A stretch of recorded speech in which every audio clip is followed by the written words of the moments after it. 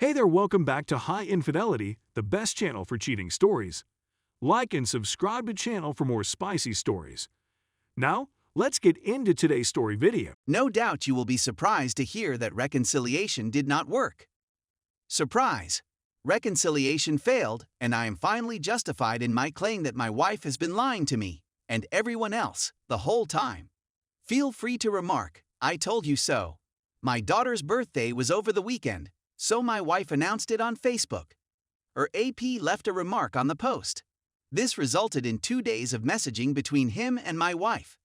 She did tell me he texted, but she just gave me a hazy account of what they were talking about and stated it was only 1 or 2 texts.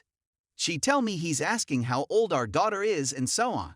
However, she has been carrying her phone around the home for 2 days and responding to incoming messages immediately, much as she did during her affair in the summer. She has yet to give me her phone, but she is unaware that I was able to estimate her PIN number. She is very predictable in her choices of passcodes. Things began to grow flirtatious, and they began to make references to previous interactions between them. There's nothing obvious in terms of a smoking gun. During this talk, he said that he was at home on Monday and Tuesday owing to the inclement weather and his job outdoors. She decides to color her hair after the kids have gone to bed on Monday night. I found this odd since she had just done it before Christmas and it wasn't all that horrible. Furthermore, she has returned to working from home, so who is there to impress? She was in the bathroom late at night for well over an hour doing this and other grooming. I went to bed at 11:30 p.m. and asked if I may come in to wash my hands before going to bed. She responded no and pushed my toothbrush out the door through a gap. I asked her what she was doing in there for so long, and she replied cryptically, "I'm getting ready for you. Reddit AITA. Sure. AP has the day off tomorrow, so I instantly associated it with her spending an hour or more grooming herself in the bathroom. So, before I left for work on Tuesday, I reset the trip odometer on her vehicle so that I could easily ascertain whether she traveled anywhere throughout the day. As I depart, she's in her regular sweatpants in front of the computer. During the day, she contacts me and says she's going to take a sleep at lunch. When I get home from work, I discover that she has changed into a low-cut top and put on a lot of makeup throughout the day.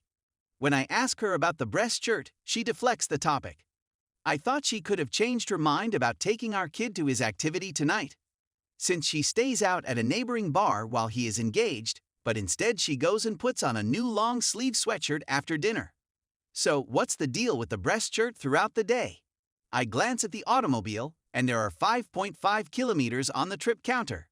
She hasn't acknowledged going somewhere when asked about her day. I assumed they went out to lunch since a specific restaurant is 2.5 kilometers away, plus an additional 5 kilometers to pick up AP. Yes, he lives that close to use.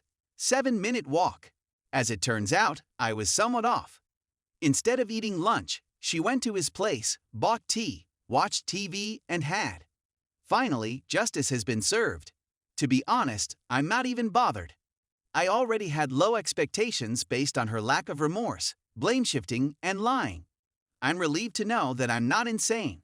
I put forth my best effort, and then she does this. It's over and it's finished for good. She had asked me this weekend, "What do I need to do to keep you from divorcing me?" That's simple. I stated we shouldn't bring other guys into our relationship. Here we are 2 days later. At this point, I don't believe it's even worth addressing her. I'm not going to tell her how I know all of this. I'm going to wait a couple of days, then go to a friend's place on Friday after work and stay until at least Monday. I'll email her my plans for Friday afternoon. I don't even want to give her an opportunity to inject her poison into my ear. I'm going to block her so she can't contact me at all. I'm also considering informing her mother, father, and sister. So far, her sister and father are aware of the scenario, but only from her perspective, in which she claims it was all a dream and nothing more.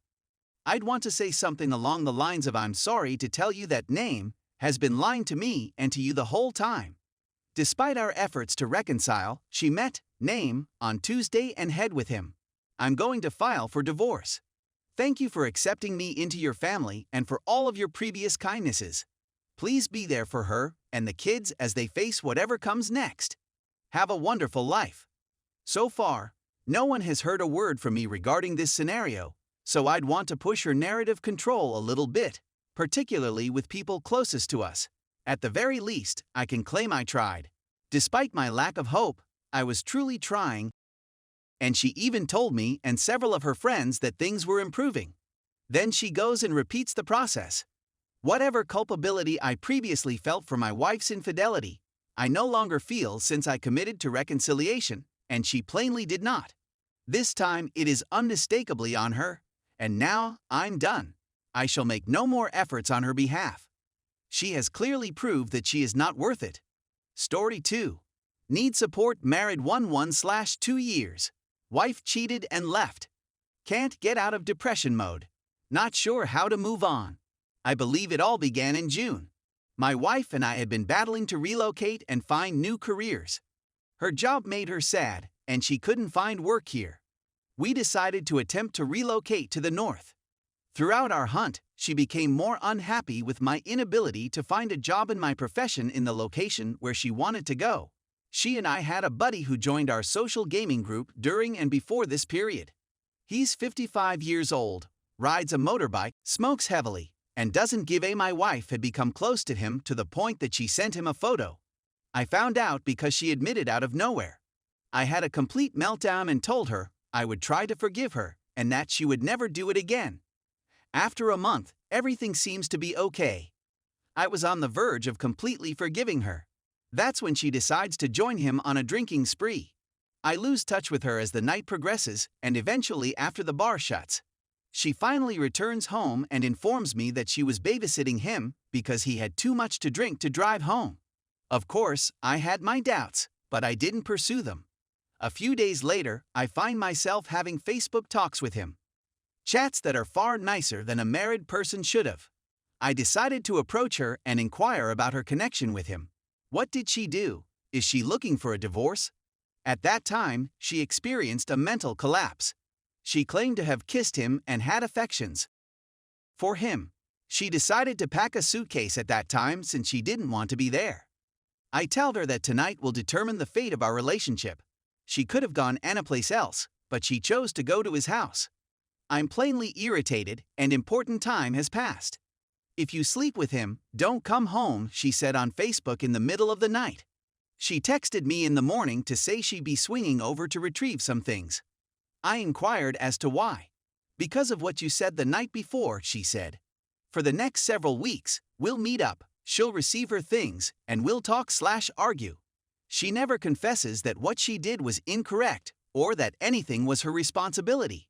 That she was evolving as a person, and my own development, which had just begun about a year before, couldn't keep up with her. She saw me as a person with intellectual contempt and blamed me for everything. I never mistreated her. I was living for her. I gave her all I had to offer. I dedicated my whole life to obtaining. She yanked herself out of it with no feeling.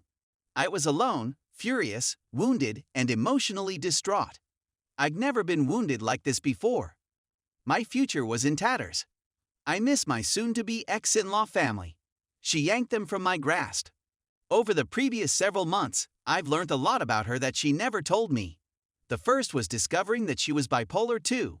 Throughout our relationship, she had only told me that she was sad, never that she had bipolar disorder. That would have altered many things, including how I handled with her depression's highs and lows. She's been an entirely different person since her break, when I confronted her. I and many others think she was having a manic episode, but we can't identify it, and her therapist, I'm not sure what he says. Speaking with several of her ex-boyfriends, I learned that when problems in her relationships were too much for her to bear, she would up and go. She was previously engaged and did the same thing to the next person, and now to me. Her parents had hoped that I would be the one with whom she would settle down, but I suppose not. Throughout this whole ordeal, I've had the support of my family, which has made it so much easier to explain what occurred to. As a result of this, I've made numerous new friends who have supported me along the journey.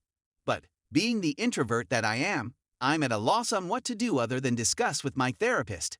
I'm trying to force myself to be a better person, to discover my new self, but the despair keeps returning. Every day, I wake up wondering whether this will be the day. I've previously said that I would never injure myself since I have too much to live for, particularly for my nieces and nephews, whom I love. But I'm at a loss on what to do. I lost the one I love, the one I dedicated my whole life to, the one who betrayed all I gave her. I simply don't know what to do anymore.